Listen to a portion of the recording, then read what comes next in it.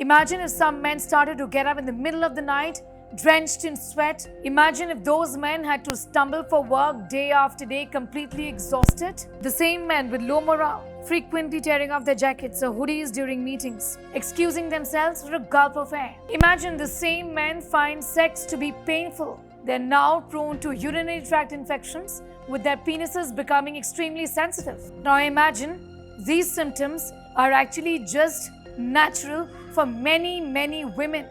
Yes, we are talking about menopause, and it's not very often that we talk about menopause or what women really go through when they're either reaching menopause or have hit it and the period right after menopause. Health-wise, of course, it had a lot of effect that I used to have hot flushes, I used to have cold flushes. In the sense, in the peak summertime in June, when ACs are switched on, everything, I used to feel cold.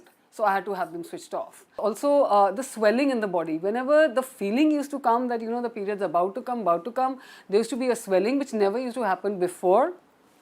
And then they will not come at all. So that used to really upset you. At the end of the day, you're having this bloated stomach, you're having this bloated body, then nothing is happening about it. So imagine if women could have some treatment and not have to deal with this day after day. Well, that treatment is available, but women are not availing of it because doctors are not offering this treatment. Perimenopause is the final years of a woman's reproductive years that leads up to a menopause, the end of a woman's menstrual cycle forever. Perimenopause usually begins when a woman is in her 40s. This can last anywhere between 4 to 8 years. During this time, a woman's period may be heavier or lighter. There will be changes. The average age of menopause is 51, but for many it comes earlier, for some it comes late. About 85% of women experience menopausal symptoms.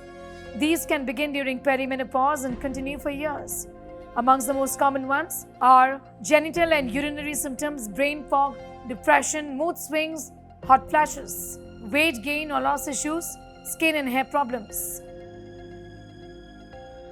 A low-dose birth control pill, only taken on the advice of your doctor, can be used to stop excessive bleeding. It can also erase the problem of night sweats during perimenopause. Avoiding alcohol and caffeine can help. This helps reduce hot flashes, while cognitive behavioral therapy and meditation can make things easy.